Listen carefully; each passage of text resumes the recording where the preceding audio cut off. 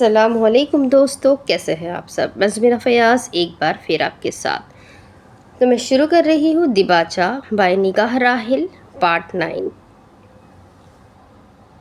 وہ تینوں ٹیکسی میں سوار تھی۔ سیودہ آگے والی سیٹ پر بیٹھی تھی، بیک سیٹ پر وہ دونوں بیٹھی تھی۔ ڈرائیور ٹیکسی چلا رہا تھا۔ ٹیکسی کی رفتار نہ بہت زیادہ تھی اور نہ ہی بہت کم۔ تینوں کے چہروں پر پریشانی اور فکر کے تاثرات ابھی تک چھائے تھے۔ اس دوران نینا ٹیکسی کی کھڑکی سے باہر خالی نگاہوں سے استنبول کے گزرتے مناظر دیکھ رہی تھی، حالانکہ اس کا دل و دماغ کچھ دیر پہلے والے واقعے کو سوچ بچار میں ہی مصروف تھا۔ سیودہ، تمہارے ترکی میں یہ سب بھی ہوتا ہے؟ عریشہ نے تھوڑا آگے ہوتے ہوئے سیودہ سے طنزیہ انداز میں کہا۔ سیودہ یہ سن کر مسکرائی۔ ایسا عام طور پر نہیں ہوتا، لیکن تم یہ دیکھو کہ کسی کو جانی نقصان نہیں ہوا۔ تمہیں ماننا پڑے گا کہ ہمارے فوجی افسران بہت قابل اور بہادر ہیں، اس نے کافی فخر سے کہا۔ بات اس کی بالکل ٹھیک ہے، وہاں کسی بھی شخص کو سوائے ان نقاب پوش افراد کے نقصان نہیں پہنچا تھا۔ ہاں، ہمارے بھی کچھ کم نہیں، اس نے ایبرو اچکائے اور سیٹ کے ساتھ ٹیک لگا کر بیٹھ گئی۔ نظریں اب کھڑکی سے باہر تھی۔ ویسے نینا، تم بہت بہادر ہو، کچھ لمحے بعد سیودہ نے اسے کہا تو وہ ہلکا سا مسکرائی۔ لیکن ایک بات کہوں، برا تو نہیں مانو گی؟ اس نے چہرہ اس کی طرف موڑ کر پوچھا۔ وہ تھوڑا ہچکچائی تھی۔ ہاں کہو، اس نے اس بات میں سر ہلاتے ہوئے کہا۔ تم تھوڑی جلد باز بھی ہو، مطلب اگر تم نے بھاگنے کی کوشش نہ کی ہوتی تو تم خطرے میں نہ پڑتی، اس نے آنکھیں چھوٹی کرتے ہوئے دھیمے لہجے میں کہا۔ نینا اس کی بات سن کر خاموش رہی۔ اس کے پاس کوئی جواب نہ تھا، کیونکہ وہ جانتی تھی کہ سیودہ سچ کہہ رہی ہے کہ وہ بہت جلد باز ہے۔ بس شاید نینا یہ تسلیم نہیں کرنا چاہتی تھی۔ اس نے بنا جواب دیے لب کاٹتے ہوئے نظریں پھیری اور کھڑکی سے باہر کے مناظر دوبارہ دیکھنے لگی۔ سیودہ نے بھی چہرہ موڑ لیا۔ اس نے نوٹ کر لیا تھا کہ نینا کو اس کی بات بری لگی ہے۔ آئے دن بدلتے ہیں زباں کا بیاں، منافق بھی یہی اور انہی کا میزان۔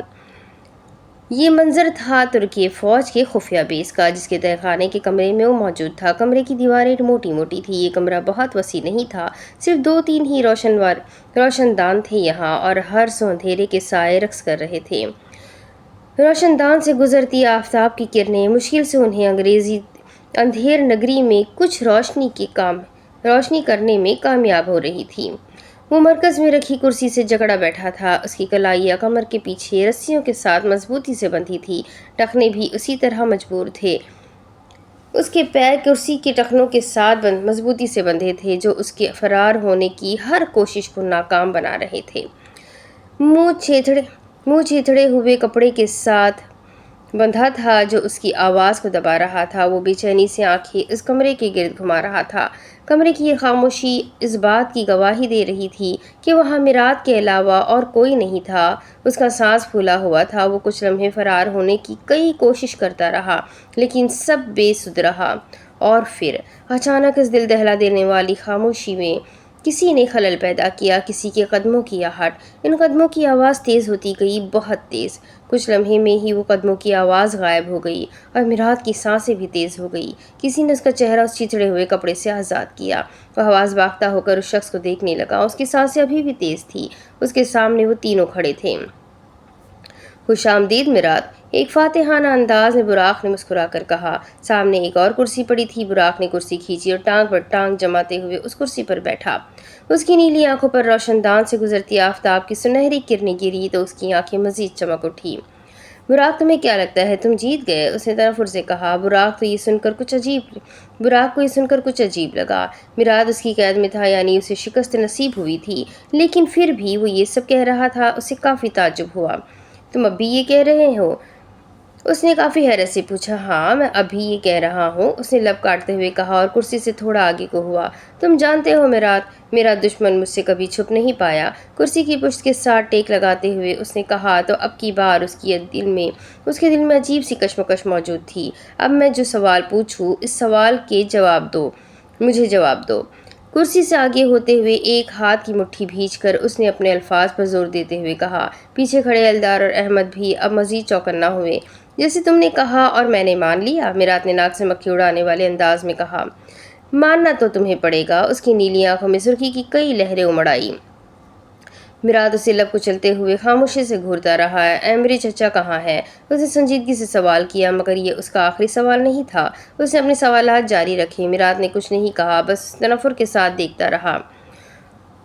اونور کہاں ہے؟ اس نے مزید پوچھا۔ اونور وہ شخص تھا جس کے لیے میرات اور اس کا باپ کارا بے کام کیا کرتے۔ یوں کہنا بہتر تھا کہ برائی کی دنیا کا بادشاہ تھا۔ براق، تم یہاں مجھ سے سوال کر رہے ہو، چلو میں تم سے ایک سوال کرتا ہوں۔ میرات کی آنکھوں میں اس بار کچھ عجیب سا تھا، اس کا لہجہ بھی اتنا ہی عجیب تھا۔ وہ کرسی سے تھوڑا آگے ہوا، ایک گہری سانس لی۔ کیا تمہیں یقین ہے کہ تمہارے ساتھ جتنے بھی لوگ ہیں وہ تمہارے خیر خواہ ہیں؟ وہ اپنے الفاظ چبا چبا کر کہہ رہا تھا۔ براق نے آنکھیں چھوٹی کرتے ہوئے اسے ناسمجھی سے دیکھا۔ چلو میں صاف الفاظ میں کہتا ہوں، تم جانتے ہو تمہاری تمام خبریں مجھ تک کون پہنچاتا ہے؟ براق کے دل کی دھڑکنیں تیز ہوئی، وہ لب کچلنے لگا۔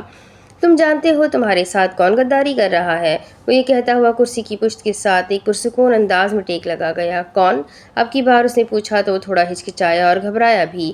وہ شخص، اس نے کہنے کے لیے لب کھولے لیکن اپنی بات مکمل نہ کر سکا۔ ایک زوردار آواز پورے تہہ خانے میں گونج اٹھی۔ پستول سے نکلی اس گولی نے اس کے سر کو چیر کر رکھ دیا۔ خون اس کے سر سے بہنے لگا تھا۔ وہ حواس باختگی کے ساتھ میرات کو بس دیکھتا رہ گیا اور پھر اس نے حواس باختگی کے ساتھ پیچھے مڑ کر دیکھا۔ احمد کے ہاتھ میں پستول تھی، اس کے چہرے پر کئی تاثرات نے گھر کیا ہوا تھا۔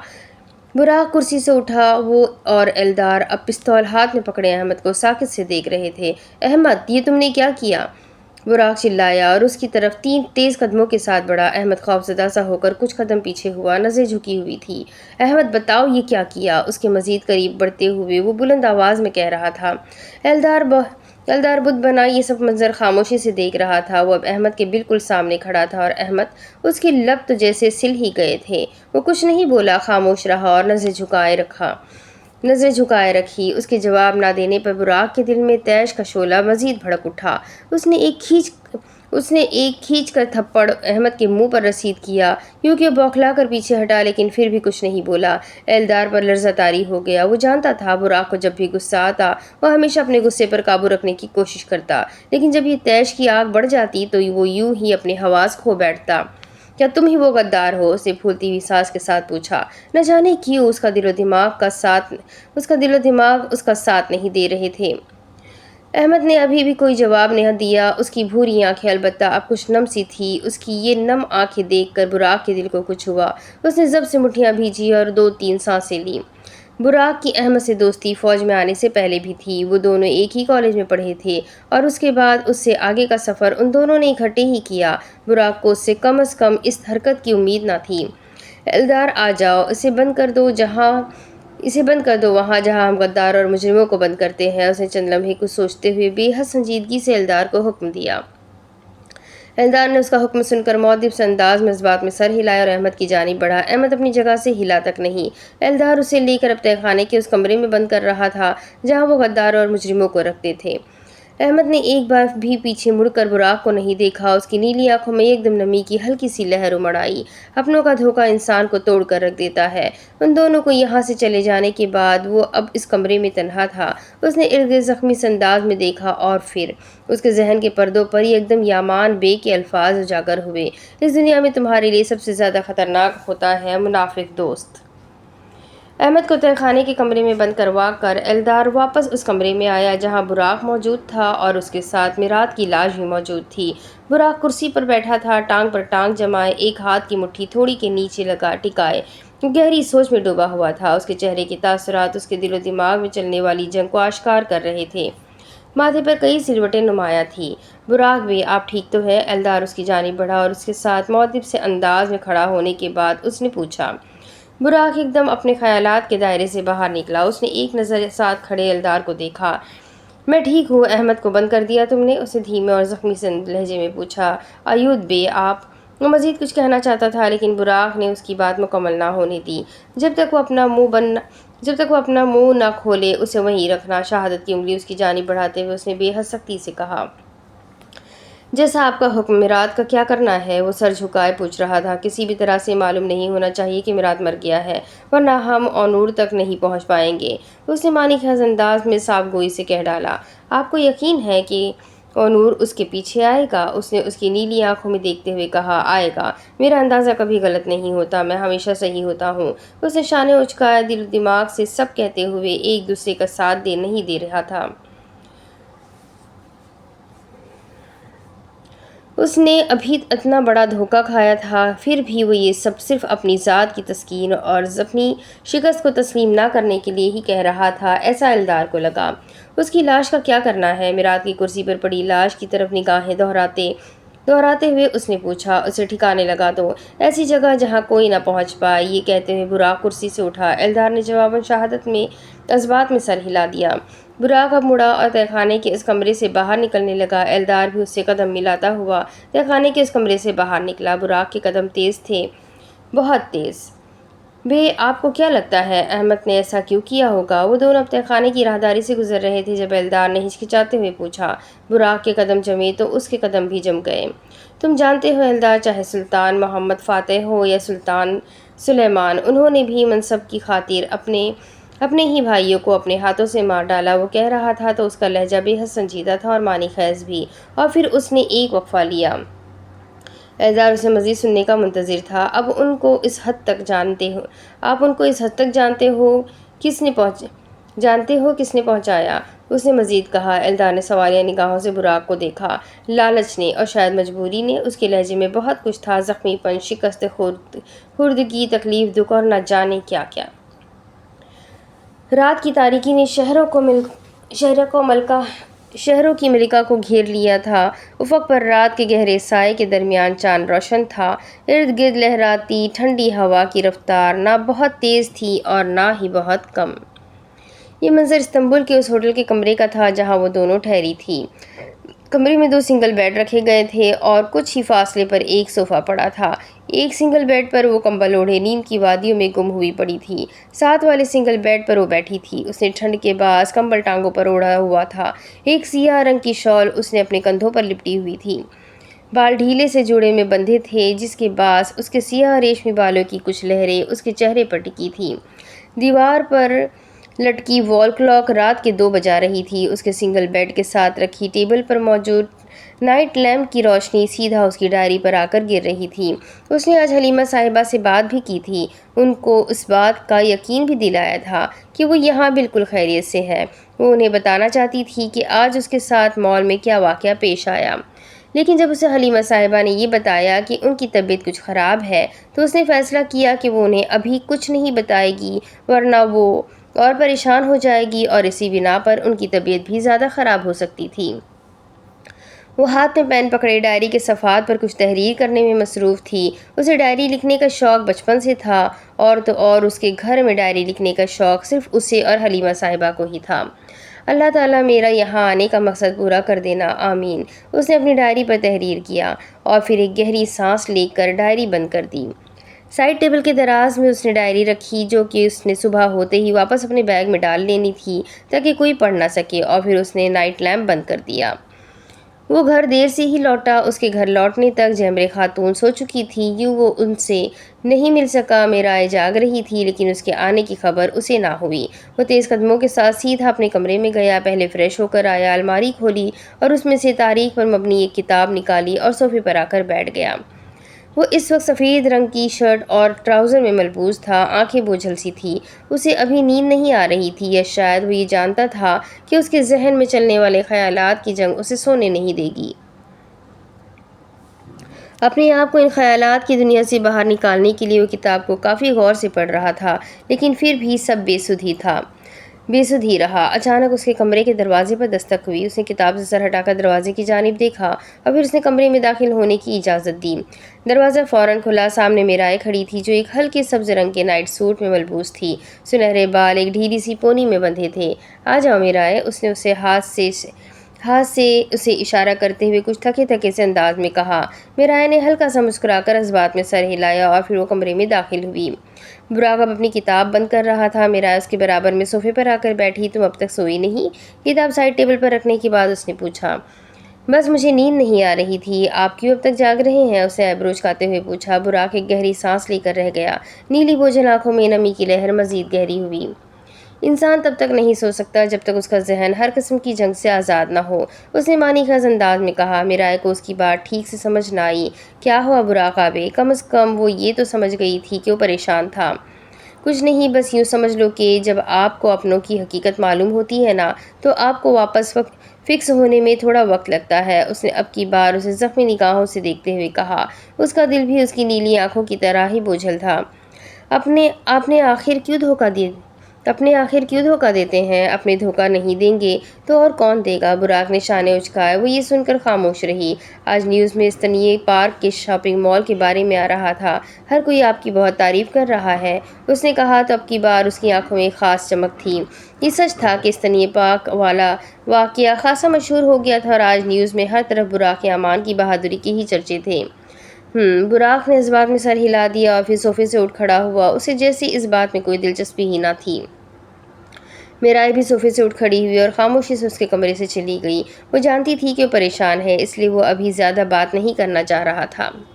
تاریخ تھی 5 مارچ 2022۔ شہروں کی ملکہ کو آفتاب کی تیز اور آنکھوں کو چندھیا دینے والی روشنی نے گھیر لیا تھا۔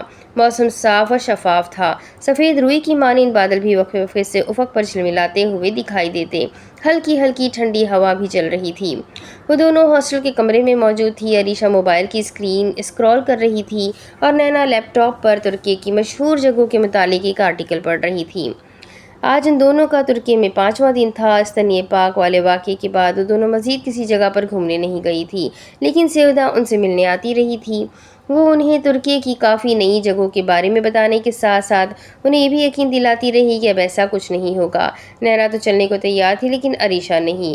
وہ اس دن والے واقعے سے کافی پریشان تھی۔ کمرے میں خاموشی پھیلی تھی۔ وہ دونوں اس وقت ایک دوسرے سے بات بھی نہیں کر رہی تھی کہ تب ہی اس خاموشی میں خلل پیدا ہوا۔ دروازے پر کسی نے دستک دی۔ ان دونوں نے سوالیہ نگاہوں سے دروازے کو دیکھا۔ عریشہ فون بند کر کے بستر سے اٹھی اور دروازے کی جانب بڑھی۔ کون ہے؟ بین، میں سویدا، عریشہ کے پوچھنے پر جواب آیا۔ عریشہ ایک دم مسکرائی اور اس نے دروازہ کھولا۔ نینا نے بھی لیپ ٹاپ بند کر دیا۔ اس کے چہرے پر ایک بے حد خوبصورت مسکراہٹ قائم ہوئی۔ سیودہ کمرے میں داخل ہوئی تو عریشہ اس سے کافی خوش دلی سے ملی۔ اس کے بعد نینا بھی بیڈ سے اٹھی اور اس سے جا کر ملی۔ مرحبا۔ سیودہ اس سے ملنے کے بعد صوفے پر آ بیٹھی۔ تو کیا لوگی سیودہ، کافی یا چائے؟ نینا نے خوش دلی سے پوچھا۔ کچھ نہیں، میں تمہیں بس کچھ بتانے آئی ہوں، وہ نفی میں ہاتھ سے اشارہ کرتے ہوئے کہہ رہی تھی۔ اچھا بتاؤ۔ وہ اس کے برابر میں صوفے پر آ کر بیٹھی۔ سیودہ نے اپنی مسکراہٹ چھپائی۔ پہلے تم یہ بتاؤ کہ تمہاری ڈاکیومنٹری کیسی جا رہی ہے؟ اس نے ایبرو اچکاتے ہوئے پوچھا۔ ٹھیک، لیکن ابھی بھی بہت کچھ باقی ہے، اس نے صاف گوئی سے کہا۔ اس نے ان 2 دنوں میں ڈاکیومنٹری میں جو کچھ لکھا تھا وہ کافی نہیں تھا۔ اسے ابھی بہت سی جگہوں پر جانا تھا اور معلومات اکٹھی کرنی تھی۔ اچھا، تمہیں کچھ میں کہنے سے پہلے میں تمہیں یہ دینا چاہتی ہوں۔ یہ کہتے ہوئے اس نے اپنے ہینڈ بیگ میں سے ایک خوبصورت انویلپ نکالا اور اسے مسکراتے ہوئے نینا کو ہاتھ میں تھمایا۔ یہ کیا ہے؟ اس نے پہلے اس انویلپ کو ناسمجھی سے دیکھا اور پھر سویدا کو۔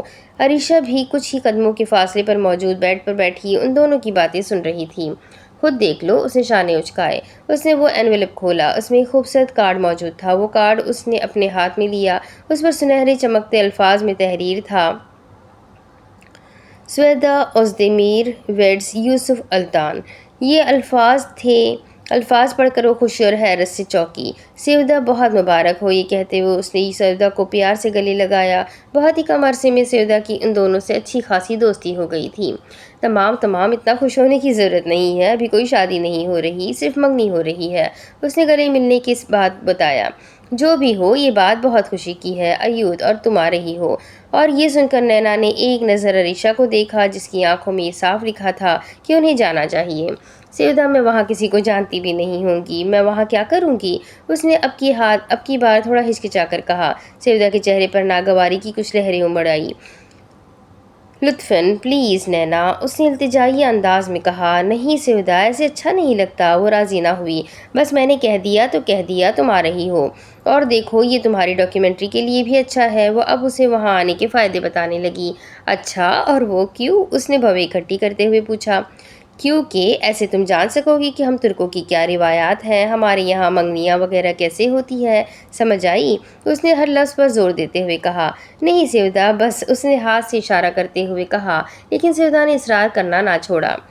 عریشہ وہاں جانا چاہتی تھی لیکن نینا کی وجہ سے وہ کچھ نہیں بول رہی تھی۔ نینا، تمہیں ادھر بہت سے لوگ جانتے ہیں، تم ادھر بور نہیں ہوگی؟ وہ دیکھو میری زندگی کا اتنا بڑا دن ہے، میری بات مان لو۔ اس کی آنکھوں میں اب ہلکی سی نمی امڑ آئی۔ نینا کو ہتھیار ڈالنے پڑے۔ ٹھیک ہے، اس نے کہا تو سیودا نے اسے فوراً نرمی سے گلے لگا لیا، ساتھ ہی عریشہ بھی اس کی جانب بڑھی اور اسے گلے لگا لیا۔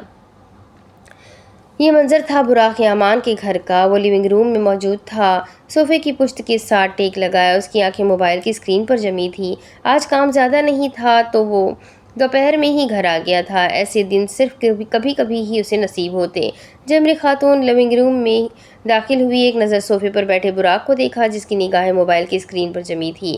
ان کے چہرے پر ناگواری کے ہلکے سے تاثرات ابھرے۔ ایک تو اگر کسی دن یہ گھر جلدی آ جائے تو موبائل کی جان ہی نہیں چھوڑتا ہوں، انہوں نے دل ہی دل میں کہا۔ اس کے باوجود بھی کہ جب وہ آیا تھا تو ان سے اور میرائے سے کافی دیر تک بات چیت کرتا رہا، لیکن پھر بھی انہیں اس کے فارغ وقت میں موبائل استعمال کرنے پر اکثر غصہ آ جاتا۔ براق، تم بھی چلو گے سیودا کی منگنی پر؟ آخر وہ تمہاری فرسٹ کزن ہے۔ اس کے ساتھ والے صوفے پر بیٹھنے کے بعد انہوں نے اس سے پوچھا۔ براق نے موبائل بند کیا اور صوفے سے تھوڑا آگے کو ہوا۔ نہیں آنے، آپ پلیز مجھے فورس مت کریں، اس نے صاف انکار کر دیا۔ جمری خاتون اسی بات کی توقع کر رہی تھی اس سے۔ ٹھیک ہے، مت آؤ تم، ادھر سب کے گھر والے ان کے ساتھ ہوں گے اور میرے ساتھ کوئی نہیں ہوگا۔ ان کے پاس بھی ایک ہتھیار تھا، کافی مضبوط ہتھیار، ایموشنل بلیک میلنگ۔ آنے، میرائے جا تو رہی ہے آپ کے ساتھ، اس نے نرمی سے کہا۔ اب تم چپ کر جاؤ، انہوں نے خفیف سے لہجے میں کہا۔ براق چند لمحے خاموش رہا، کچھ سوچا۔ آنے، ادھر نازلی بھی ہوگی اور وہ اپنی فضول باتوں سے میرا سر کھائے گی۔ میرے اندر اتنی ہمت نہیں کہ میں اس کے فضول باتوں کا جواب دوں، اس نے اکتاہٹ سے کہا۔ ایسے مت کہو، وہ جیسی بھی ہے تمہاری ہونے والی منگیتر ہے، انہوں نے اسے ٹوکا۔ منگنی ہوگی تو منگیتر بنے گی نا، اس نے لب دانتوں میں دباتے ہوئے کہا۔ کیا کہا تم نے؟ سب سننے اور سمجھنے کے باوجود بھی انہوں نے پوچھا۔ میں آپ کو نازلی کے لیے انکار کر چکا ہوں، اس نے صاف گوئی سے کہا۔ یہ سن کر وہ مزید خفا ہو گئی۔ آخر کیوں؟ دیکھو، یا تو اس کے پیچھے کوئی وجہ ہو، تمہیں کوئی لڑکی پسند ہے تو مجھے بتاؤ، میں کل ہی اس کے گھر رشتہ لے جاؤں گی۔ وہ پھر اسی بات پر آ گئی تھی۔ براق سر پکڑ کر رہ گیا۔ نہیں آنے، مجھے کوئی نہیں پسند، اس نے انہیں یقین دلانے کی کوشش کی۔ تو پھر انکار کی کیا وجہ ہے؟ انہوں نے بھی بحث ختم نہ کی۔ بس ابھی میں شادی نہیں کرنا چاہتا۔ شادی کا کون کہہ رہا ہے، صرف منگنی کر لو۔ 27 کے ہونے والے ہو تم، انہوں نے اسے باور کروانے کی کوشش کی۔ آنے، اس بارے میں ہم بعد میں بات کریں گے، اس نے بیزار ہوتے ہوئے کہا۔ اچھا تو تم چل رہے ہو نا؟ اب دیکھو، جب آنے اتنی بار کہے تو بات مان لینی چاہیے۔ اور یہ سن کر وہ مسکرایا۔ اہیو، تو ان کا کندھا نرمی سے تھپتھپاتے ہوئے اس نے اپنی ماں کے آگے ہتھیار ڈال دیے۔ وہ بھی آخر براق یامان، کمانڈر آف چیف کی والدہ تھی، اپنی بات منوانے کا ہنر انہیں اچھے سے آتا تھا۔ آنکھوں سے حیا ٹپکے ہیں، انداز تو دیکھو، ہے بوا لہو سو پر بھی ستم ناز تو دیکھو۔ اسما سلطان مینشن۔ آج کی شام حسین تھی، بہت حسین۔ افق پر شام کے گلابی، نارنجی، سرمئی اور سنہرے رنگ ایک دوسرے میں بغیر کسی رکاوٹ کے گھل مل کر ایک پرفتن منظر پیش کر رہے تھے۔ انہی رنگوں سے لبریز بادلوں کے جھونکے بھی افق پر تیر رہے تھے۔ ستاروں کی ہلکی ہلکی روشنی بھی نمودار ہو رہی تھی۔ اسما سلطان ایک تاریخی مینشن ہے جو اورتاکی میں بوسفورس اور پر استنبول کے قریب واقع ہے۔ یہ 3 منزلوں پر مشتمل ہے اور سب کی سب انتہائی دلکش ہے۔ اسما سلطان ایک کثیر مقصدی تقریب کا مقام ہے۔ سفید رنگ کی کرسیاں اور میزیں جو سفید میز پوش سے ڈھکی ہوئی تھی، پھر بھرپور سجاوٹ، روشنیاں، کہکہے، یہ سب بہت ہی دل فریب دکھ رہا تھا۔ یہ تقریب اوپن ایریا میں ہو رہی تھی، جس وجہ سے سبز مخملی گھاس پر گرتی فانوس کی روشنیاں چمک رہی تھی۔ وہ فانوس کی روشنیاں بالکل ایسی تھی جیسے رات کے وقت جگمگاتے جگنو ہو۔ وسیع منظر میں نرم جاز موسیقی کی آواز رقص کر رہی تھی۔ ایسے میں ایک میز کے ساتھ ایک کرسی پر وہ براجمان تھی اور دوسری کرسی پر عریشہ۔ نینا کو یہاں کافی لوگ جانتے تھے۔ اس کی اقوام متحدہ والی تقریر کو سوشل میڈیا پر 5 ملین سے زیادہ ویوز ملے تھے۔ ایسے میں اس کی تقریر نہ صرف پاکستان میں بلکہ دوسرے مسلم ممالک میں بھی کافی پسند کی گئی تھی۔ جو کوئی بھی یہاں اس سے ملتا وہ اس کی تقریر کی اور خود اس کی بھی بہت تعریف کرتا۔ ان ستائشی جملوں کو سننے کے بعد وہ دل ہی دل میں اللہ کا لاکھ شکر ادا کرتی، کیونکہ در حقیقت اسے ستائش اور عزت اللہ ہی دینے والا تھا۔ کچھ ہی فاصلے پر ایک میز کے ساتھ 3 کرسیاں پڑی تھیں۔ ایک کرسی خالی تھی، دوسری کرسی پر لمبے فراک اور طرز کے مطابق اسکارف چہرے کے ارد گرد لپیٹے جیمر خاتون براجمان تھی، اور تیسری کرسی پر وہ ٹانگ پر ٹانگ جمائے بیٹھا تھا۔ سیاہ پینٹ کوٹ میں ملبوس، سنہرے بال نفاست سے جیل کے ساتھ ایک طرف کو سیٹ کیے ہوئے، اس کی شخصیت ہمیشہ کی طرح سب کی توجہ اپنی طرف کھینچ رہی تھی۔ میرائے کہاں ہے؟ اس نے سوالیہ نگاہوں سے جیمر خاتون کو دیکھتے ہوئے پوچھا۔ یہیں کہیں ہوگی، انہوں نے لاپرواہی سے کہا۔ وہ تو مگن تھی یہاں گونجنے والے نرم جیز موسیقی کی دھن میں۔ براق کے چہرے پر بیزاری، تھکن اور ناگواری کے تاثرات نے گھر کیا ہوا تھا۔ اس نے سرسری سی نگاہ ارد گرد دہرائی تو اسے کچھ ہی فاصلے پر کھڑی ہلکے گلابی رنگ کا لانگ فراک اور اسی رنگ کا اسکارف چہرے کے ارد گرد لپیٹے ہوئے میرائے نظر آئی، لیکن وہ چونکا۔ میرائے کے ساتھ وہ لڑکی جس سے وہ گلے مل رہی تھی، یہ وہی لڑکی تھی جسے وہ اچھے سے جانتا تھا۔ آخر اس کا چہرہ وہ کیسے بھول سکتا تھا؟ گہرے نیلے رنگ کی لانگ اسکرٹ کے اوپر سیاہ رنگ کا بلاؤز، سفید صاف اور شفاف چہرہ ایک گہرے نیلے رنگ کے اسکارف سے ڈھکا تھا۔ وہ نینا احسن ہی تھی۔ میرائے اب اس سے کافی پرجوشی اور خوش دلی سے باتیں کر رہی تھی۔ فانوس سے ایک شاہی چمک نکلنا شروع ہوئی۔ براق اسے چند لمحے خاموشی سے دیکھتا رہا۔ وقت اب تھمنے لگا تھا۔ اس کی نگاہیں پہلے ان سیاہ آنکھوں کو دیکھتی رہی اور پھر اس کے مسکراتے ہوئے سرخ پڑتے چہرے کا مشاہدہ کرتی رہی۔ دل ہی دل میں اس نے اعتراف کیا کہ اس نے اس جیسی مسکان پہلے کبھی نہیں دیکھی تھی، یہاں تک کہ وہ چمک اس جگہ میں جذب ہونے لگی۔ نینا آؤ، میں تمہیں اپنی فیملی سے ملواتی ہوں۔ کچھ لمحے آپس میں باتیں کرنے کے بعد میرائے نے نینا سے کہا۔ نینا نے چند لمحے سوچا اور پھر مسکراتے ہوئے اس کے ساتھ چلنے لگی۔ عائشہ اس کے ساتھ نہیں گئی، وہ اس کا ٹیبل پر ہی انتظار کرتی رہی۔ وہ اسے اپنی ٹیبل تک لے کر جا رہی تھی۔ نینا کی نگاہیں یک دم اس شخص پر گئی جو سیاہ پینٹ کوٹ میں ملبوس بظاہر ارد گرد دیکھ رہا تھا۔ اس کے ذہن پر کچھ جھلکا، یہ وہی شخص تھا، اس کا محسن، اور پھر میرائے کے قدم وہیں آ کر رک گئے۔ نینا کو حیرت ہوئی۔ آنے، یہ نینا ہے، میں نے بتایا تھا نا۔ اس نے سب سے پہلے جیمر خاتون سے اس کا تعارف کروایا۔ جیمر خاتون یہ سن کر مسکرائی اور اپنی کرسی سے اٹھی۔ تمام مجھے یاد آ گیا، انہوں نے ہاتھ سے اشارہ کرتے ہوئے بے حد نرم لہجے میں کہا۔ نینا دھیرے سے ان کی جانب بڑھی۔ کرسی پر بیٹھا وہ شخص اسے اب دوبارہ دیکھ رہا تھا۔ نینا نے جیمر خاتون کا ہاتھ نرمی سے اپنے ہاتھ میں لیا اور اسے اپنے لبوں کے ساتھ لگایا۔ جیمر خاتون یک دم کھل کر مسکرائی۔ یہ ترکوں کا رواج تھا جسے وہ یہاں رہ کر بہت اچھے سے جان گئی تھی۔ یہاں جب کسی بڑے سے ملتے ہیں تو آپ ان کا ہاتھ پکڑ کر چومتے ہیں۔ ہمیشہ خوش رہو، سڈیس متولا کل، اس کے سر پر نرمی سے ہاتھ پھیرتے ہوئے انہوں نے کہا۔ نینا جواباً مسکرائی اور پھر اس نے میرائے کو سوالیہ نگاہوں سے دیکھا۔ اس نے انگریزی میں جیمر خاتون کے کہے گئے الفاظ کا مطلب اسے بتایا۔ یہ سن کر اس نے جواباً ترک زبان میں ہی شکریہ کہا۔ جیمر خاتون نے ایک بار پھر اس کے سر پر نرمی سے ہاتھ پھیرا۔ یوں ہی براق کرسی پر بیٹھا نینا کو خاموشی سے دیکھتا رہا۔ وہ چاہ کر بھی اپنی نگاہیں اس سے نہیں ہٹا پا رہا تھا، اور پھر وہ شاہانہ چمک ان دونوں میں بھی جذب ہونے لگی۔ نینا، یہ میرے بھائی ہے براق یامان۔ اور پھر میرائے نے نینا کا تعارف براق سے کروایا۔ یہ سن کر نینا نے ایک نظر براق کو دیکھا جو کرسی سے دھیرے سے اٹھ رہا تھا۔ وہ کھڑا ہوا تو اسے اس کو دیکھنے کے لیے سر اٹھانا پڑا۔ اس کا قد اس سے اتنا اونچا تھا کہ وہ اس کے کندھے تک مشکل سے آتی ہوگی، اور پھر وہ سلاطین کی سرزمین کا سلطان بن گیا۔ اور آبے، یہ نینا ہے، میری بہت اچھی دوست، اس نے ہاتھ سے نینا کی طرف اشارہ کرتے ہوئے براق سے کہا۔ اس نے جواباً معنی خیز انداز میں ہلکا سا مسکرا کر اس بات میں سر ہلا دیا۔ مرحبا، براق نے ہلکا سا مسکرا کر کہا۔ مرحبا، جواباً اس نے بھی معمولی سے لہجے میں کہا، اور پھر اس سے نظریں پھیر لی اور وہ پاک سرزمین کی سلطانہ بن گئی۔ دوبارہ مل کر خوشی ہوئی، اس نے زیر لب اپنی مسکراہٹ دباتے ہوئے کہا تو میرائے چونکی۔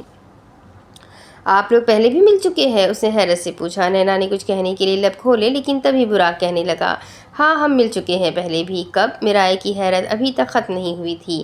اس دن شاپنگ مال میں یہ بھی موجود تھی، اور یہ سن کر نینا بھی دھیرے سے مسکرائی۔ نظریں ابھی بھی براق سے نہیں ملی تھیں۔ اللہ، تب ہی؟ میرائے نے ماتھے پر ہاتھ مارتے ہوئے جیسے خود کلامی کی تو سلاطین کی سرزمین کا سلطان اور پاک سرزمین کی سلطانہ دونوں چونکے۔ کیا تب ہی؟ نینا نے ناسمجھی سے پوچھا۔ براق بھی یہی پوچھنا چاہ رہا تھا۔ तभी तो मैं कहूँ कि तुम उस दिन मेरे मैसेजेस और फ़ोन का जवाब क्यों नहीं दे रही थी। और ये सुनकर वो तीनों मुस्कुराई। जयमरी खातून भी उनके साथ ही मुस्कुराई। जयमरी खातून वापस कुर्सी पर बैठ गई थी। उनकी निगाहें कभी बुराक पर जाती तो कभी नैना पर। बुराक की नीली आंखों में मौजूद वो ख़ास चमक जयमरी खातून अच्छे से नोट कर रही थी। मैं माफ़ी चाहती हूँ, उस दिन मैं आपको शुक्रिया नहीं कह सकी, नैना ने कुछ झिझक कर बुराक से कहा। वो ऐसी ही थी, लहजा और अंदाज बेतकल्लुफ़ नहीं था, नज़रें झुकी हुई थी। ये बात उसे बुराक की नज़रों में मज़ीद पुरकशिश बना रही थी। इसकी ज़रूरत नहीं, ये मेरा फ़र्ज़ है, उसने नैना की तरफ देखते हुए ऐब्रोज खाते हुए कहा। ये सुनकर एकदम नैना ने बुराक को देखा, जो उसे ही मानी ख़ैज़ निगाहों से देख रहा था। उसने फ़ौरन नज़रें फेर ली। बुराक के लबों पर खुद ब खुद उसके यूं नज़रें फेर लेने पर एक हल्की सी मुस्कुराहट उमड़ी। उसकी नीली आंखों में आज कुछ ख़ास था, बहुत ख़ास। चलो नैना, मैं तुम्हें बाकियों से मिलवाती हूँ, मीराए ने कहा तो सुल्तान की निगाहें भी एकदम सुल्ताना से हटीं। तमाम, नैना ने जवाबन इस बात में सर हिलाते हुए कहा। तर्क ज़बान का थोड़ा असर उस पर भी आ गया था। नैना ने रुख मोड़ा और मीराए के साथ जाने लगी। वो उसे यूँ जाता हुआ देखता रहा। कुछ मुनफरिद था उसमें, कुछ मुख्तलिफ, जो यहाँ मौजूद और किसी में नहीं था। ऐसा बुराक को लगा, और जो वाकई सच भी था। यही बात नैना को सबसे पुरकशिश बनाती। बुराक यूं ही उसे चंद लम्हे जाता देखने के बाद अपनी कुर्सी पर आकर बैठने ही लगा कि तब ही उसके कंधे पर किसी ने हाथ रखा। हे हैंडसम, बुराक ने पीछे मुड़कर देखा तो वहाँ नाज़ली खड़ी थी। उसे देखकर उसके चेहरे पर नागवारी की कई लहरें दौड़ आई। कुछ लम्हे पहले छाए हुए खूबसूरत रंग गायब हो गए। नाज़ली का चेहरा बेतहाशा मेकअप से भरपूर था। सुनहरे बाल जिनकी स्ट्रेटनिंग हुई थी एक ऊंचे बन में बंधे हुए थे, और साइड से एक लट निकलती हुई उसकी थोड़ी को छू रही थी। उसने बगैर आस्तीनों वाला एक लंबा सियाह रंग का चमकीला फ्रॉक पहन रखा था। ये वाहिद लड़की थी जिसका लिबास इस तरह का हो। वहाँ मौजूद ज़्यादातर लड़कियों का लिबास कुछ ऐसा ही था। तुम तो मुझे भूल ही गए बुराक, उसने अब उसके करीब होते हुए काफ़ी बेतकल्लुफ़ी से कहा। उसका कद बुराक से सिर्फ चंद इंच ही छोटा था। जमरी खातून कुर्सी से उठी। बज़ाहिर यहाँ मौजूद किसी मेहमान से मिलने जा रही थी, लेकिन असल में वजह यही थी कि बुराक और अज़ली एक दूसरे से बात कर सके। मैं किसी को नहीं भूलता, अलबत्ता अगर मेरा मिलने का मूड ना हो तब मैं किसी से नहीं मिलता, उसने उससे जान छुड़ाने वाले अंदाज में कहा। अल्लाह अल्लाह, इतना गुरूर एक हम ही है जो आपके लाख नज़रअंदाज करने के बावजूद भी आपका पीछा कभी नहीं छोड़ते, उसने फ़ौरन मुस्कुरा कर कहा तो बुराक को उसका यूं हंसना जहर लगा। तुम पेरिस कब जा रही हो, उसने बात घुमाई। अभी नहीं, मैं कुछ दिन और यहाँ रुकना चाहती हूँ। और ये सुनकर बुराक का दिल मज़ीद खट्टा हुआ। तमाम चेहरे पर नागवारी की लहरें अब बहुत बढ़ चुकी थीं। नाज़ली ने अपनी सारी ज़िंदगी पेरिस में ही गुजारी। उसका वहाँ अच्छा खासा कारोबार भी शुरू हो गया था। वो एक बहुत ही कामयाब बिजनेसवुमन थी, और उसका शहर उसके वालिद यूसुफ बे के सर जाता था। सहरा, जिन्होंने उसे कारोबार में इन्वेस्ट करने के लिए अपने कारोबार में से अच्छी खासी रकम दी थी। वो अपने माँ बाप से मिलने के लिए तुर्की वापस आई थी, लेकिन फिर अभी तक वो यहाँ से वापस पेरिस नहीं गई, क्योंकि वो किसी का इंतज़ार कर रही थी, किसी के इनकार का इकरार में बदलने का इंतज़ार। बिसात, तुम बता नहीं सकते कि कितना झूठ है इस दुनिया में। जाली रूहें, वो महलिक लाश की तरह चलती है। तुम उसे नहीं देख सकते जब तक वो सब कुछ तुम्हारे सामने ना दिखाए, सही वक्त और लम्हे के लिए। जब तुम्हें एहसास हुआ कि लोगों के पास मास्क दो चेहरे हैं, और तुम नहीं जानते कि किस पर भरोसा करना है, वो अपनी तल्ख हकीकत को छुपाते हैं आवाम की नज़रों से। जाली मुस्कुराहटें, तमाशों की तख्लीक सिर्फ उन्हीं से शुरू हुई, झूठ पर जीने के लिए, कि उन्होंने इर्द गिर्द डाल दी अपनी जहरीली बातें। या आपके जहन को मुतासिर करेंगी, असल रंग जिल्द दिखाई देगी, इससे उनकी जिल्द पर असर पड़ेगा। बिल्कुल गिरगिट की तरह ज़िंदगी के अजायबात में जालसाजी से बचने की कोशिश करना। तुम उन्हें नहीं पढ़ सकते जब तक वो उसे ना दिखाई। मौसीकी वाहिद हकीकी दोस्त है जिन पर तुम भरोसा करो। ये तुम्हें हर वक्त हकीकी रखता है। इससे कोई फ़र्क नहीं पड़ता है कि ज़िंदगी तुम्हें क्या देती है, ये तुम्हारे लिए वहाँ होगा। बदर की नज़म। अस्मा सुल्तान मेंशन अब सुल्ताना और सुल्तान की मुलाकात की वजह से मज़ीद शाही, दिलफरेब और हसीन बन चुका था। براق کی ٹیبل سے کچھ ہی فاصلے پر موجود ٹیبل کے گرد 3 کرسیاں رکھی تھیں جن پر وہ تینوں براجمان تھیں۔ میرائے اس وقت نینا سے ہمیشہ کی طرح نہایت پرجوشی اور خلوص کے ساتھ گفتگو کرنے میں مہو تھی۔ ایسے میں عریشہ خاموشی سے بس ان دونوں کی باتیں سنتی اور ساتھ ساتھ موبائل کی اسکرین اسکرول کرتی۔ اس کے ساتھ ساتھ وہ تینوں ترک کافی بھی پی رہی تھی۔ نینا تم میرے گھر کب آ رہی ہو؟ کچھ دیر کے بعد میرائے نے کافی خوش دلی سے پوچھا اور کافی کا ایک گھونٹ بھرا۔ میرائے میں تمہارے گھر؟ ایبرو اکٹھے کرتے ہوئے اس نے سوچا۔ کافی کا مگ ابھی ہاتھ میں ہی تھا۔ تم بس آ رہی ہو میرے گھر؟ تمہیں ابھی پتہ نہیں ہے کہ ترک بہت ہی مہمان نواز قوم ہے۔ اس کی بات کاٹتے ہوئے اس نے کافی فخر سے شانے اچکا کر کہا۔ نینا جواباً مسکرائی۔ تمام میں جانتی ہوں کہ تم لوگ بہت ہی مہمان نواز قوم ہو، لیکن ہم پاکستانی بھی کسی سے کم نہیں۔ اس نے بھی گردن اونچی کرتے ہوئے مسکرا کر کہا اور کافی کے 1-2 گھونٹ لیے۔ تو تم کل آ رہی ہو ہے نا؟ اس نے جیسے ہی یہ فیصلہ سنایا وہ چند لمحے کے لیے پھر سوچوں کی وادیوں میں گم ہو گئی۔ اس نے سوچ کر کوئی بہانہ گڑھنا چاہا لیکن گڑھ نہ پائی۔ تنفین پلیز نینا، وہ اصرار کرنے لگی اور اس نے کافی کا مگ سامنے میز پر رکھ دیا۔ نینا نے کچھ لمحے اسے ٹالنے کی کوشش کی لیکن میرائے نہ ٹلی۔ اچھا ٹھیک ہے، میں آ جاؤں گی، اس نے دھیرے سے مسکرا کر کہا تو میرائے کا چہرہ کھل اٹھا۔ وعدہ؟ کرسی سے تھوڑا آگے ہوتے ہوئے اس نے تیز لہجے میں پوچھا۔ میز پر رکھے کافی کے مگ میں اب کافی تھوڑی سی ہی موجود تھی جو اب ٹھنڈی ہو رہی تھی۔ ہاں وعدہ، ایک ٹھنڈی سانس لے کر اس نے دھیمے لہجے میں کہا اور کافی کے آخری گھونٹ بھرے۔ تم وعدہ نبھاؤ گی نا؟ لہجہ اب اس کا مزید تیز ہو گیا۔ نینا تھوڑا حیران ہوئی کہ اسے آخر اس پر شک کیوں ہو رہا تھا کہ وہ وعدہ نبھائے گی، لیکن وہ ٹھیک بھی تھی۔ یہ سچ تھا کہ نینا اس کے گھر آنے سے کترا رہی تھی۔ میرائے جس طرح ترک بہت ہی مہمان نواز قوم ہے نا، اسی طرح ہم پاکستانیوں کو بھی وعدے نبھانا اچھے سے آتا ہے۔ اس نے اس کے ہاتھ نرمی سے تھپتھپاتے ہوئے جیسے اسے یقین دلایا اور کافی کا خالی مگ سامنے رکھی میز پر رکھ دیا۔ چلو یہ تو اب تبھی معلوم ہوگا جب تم اپنا وعدہ پورا کرو گی، اس نے بھی ایک طرح سے اسے چیلنج کر دیا۔ اس نے اب میز پر رکھا اپنا کافی کا مگ اٹھایا۔ کافی ٹھنڈی ہونے کے باوجود بھی وہ کافی پینے لگی۔ تم فکر مت کرو، مجھے وعدے نبھانا اچھے سے آتا ہے، اس نے کافی اعتماد سے ایبرو اچکاتے ہوئے کہا۔ ان دونوں کی گفتگو جاری رہی اور عریشہ موبائل کی اسکرین پر نظریں جمائے کافی پیتے ہوئے بالکل بھی ان دونوں کی طرف متوجہ نہ تھی۔ کچھ قدم دور جاؤ تو اس گول میز کے قریب وہ دونوں کھڑے تھے۔ ابھی تک وہ بیزاری سے کھڑا اس کی باتیں سن رہا تھا۔ اس کا بس نہیں چل رہا تھا کہ اسے کوئی بھی چیز ملے اور وہ اسے نازلی کے منہ پر دے مارے تاکہ اس کا منہ تو بند ہو۔ نازلی اس کے چہرے پر اکتاہٹ کے تاثرات سمجھ گئی تھی لیکن اس کے باوجود بھی وہ ابھی تک یہاں سے نہیں گئی تھی۔ تمہیں پتہ ہے براق، میں نے تمہیں ادھر بہت مس کیا، مگر اب تم سے مل کر میری ساری اداسی ختم ہو گئی ہے۔ چلو کوئی پلان بناتے ہیں، کہیں ڈنر پر یا پھر لنچ پر چلتے ہیں، وہ ہمیشہ کی طرح کافی بے تکلفی سے اس سے کہہ رہی تھی اور یہ کہتے ہوئے وہ اس کے تھوڑا قریب ہوئی تو براق ایک دم پیچھے ہٹا۔ میں نہیں چل سکتا، اکتاہٹ سے کہتے ہوئے اس نے شانے اچکا کر کہا۔ نازلی کے تاثرات کچھ بگڑے۔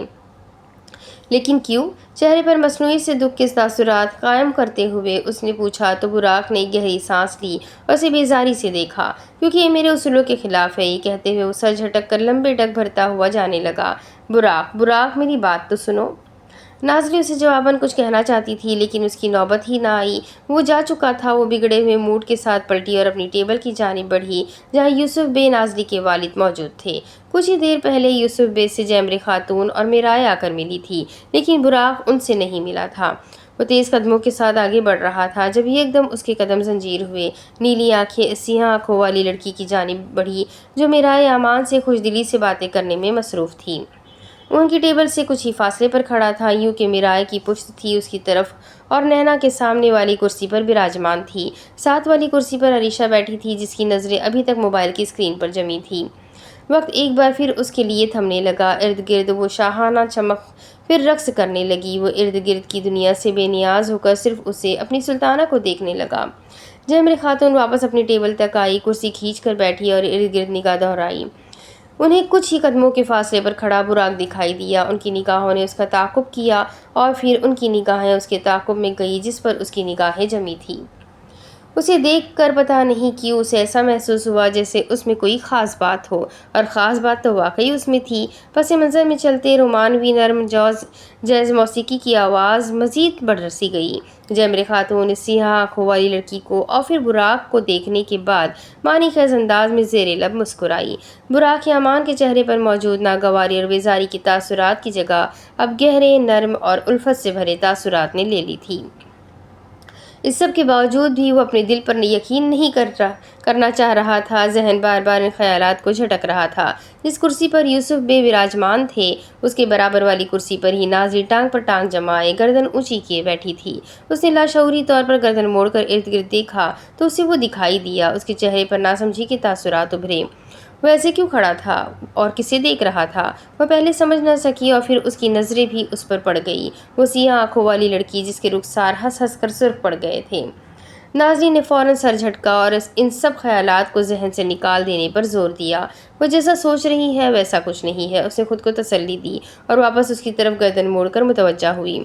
وہ خاموشی سے کھڑا اسے یوں ہی دیکھتا رہا، دنیا سے بے نیاز ہو کر، اور سیاہ آنکھوں نے ایک بار بھی ان نیلی آنکھوں میں نہیں دیکھا۔ شاید جو رنگ براق کے دل پر چھائے تھے انہوں نے نینا کے دل کو اپنے حصار میں نہیں لیا تھا۔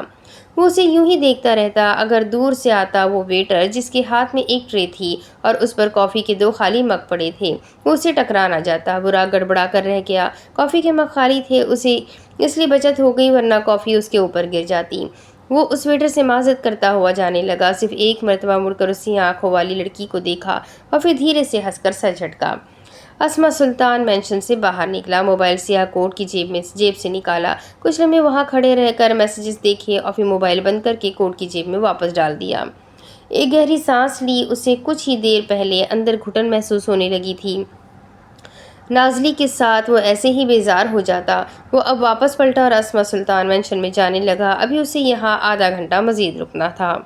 اب اس کے آگے کی کہانی میں آپ کو اگلی ویڈیو میں سناؤں گی کہ آگے کیا ہوگا۔ یہ جاننے کے لیے میرے ساتھ بنے رہیں۔ ویڈیو کو لائک کر دیں، چینل کو سبسکرائب کر دیں، بیل آئیکن کو ضرور دبا دیں، اور یہ ناول آپ لوگوں کو کیسا لگ رہا ہے کمنٹ کر کے ضرور بتائیں۔ ساتھ ہی اپنی کانٹیکٹس میں اس ناول کو ضرور شیئر کریں۔ نیو رائٹرز کو ہمیشہ سپورٹ کیا کرے اور انہیں آگے لکھنے کے لیے حوصلہ دیا کرے۔ تو ملتے ہیں اگلے ویڈیو میں، تب تک کے لیے اپنا خوب سارا خیال رکھیں، مجھے بھی دعا میں یاد رکھیں۔ اللہ حافظ۔